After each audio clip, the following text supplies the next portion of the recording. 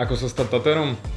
Taterstvo je úplne perfektné povolanie, je to neskutočná vec, mňa to už teší viac ako 9 rokov a poviem úprimne, neviem si predstaviť lepšie zamestnanie. Je to niečo, kde sa môžeš umelecky vyšantiť, komunikuješ non-stop s ľuďmi, naozaj tvoríš niečo, na čo by mali byť ľudia hrdí do konca života.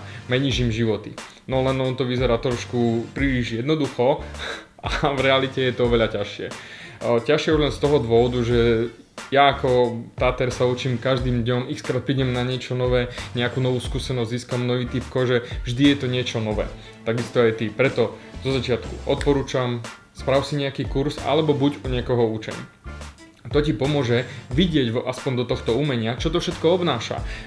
Od ihiel, cez strojčeky, cez ľudí, cez kožu, cez upratovanie, dezinfekciu.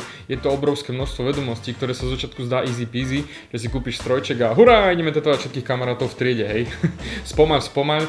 Dôležité je, aby si na začiatku získal tie vedomosti a testoval napríklad na umelej koži alebo na prasacej koži a naučil sa, ako vôbec toto remeslo funguje, lebo je to remeslo ako každokoľvek iné, aj keď možno ľudia si myslí, že potetovaní sú len alkoholici, drogisti a narkomani a všetko možné okolo toho, všetko to negatívne. Kdeže? V dnešnej dobe je to už reálne umenie obrovské, ale kým sa do toho umenia dostaneš, musíš mať nejaký reálny základ tých vedomostí. Takže učenie je absolútny základ, spraviť si kurz alebo nejaké učňovstvo, nakúpiť tie správne prístroje, všetky náležitosti od ihiel cez strojček po dezinfekciu, všetko tak, ako sa patrí, aby si naozaj toto remeslo a toto vysnené zamestnanie mohol robiť s úctou, s radosťou a aby naozaj tí ľudia boli hrdí na svoje tetovanie do konca života a propagovali to ďalej, pretože oni budú nosiť tvoje umenie navždy.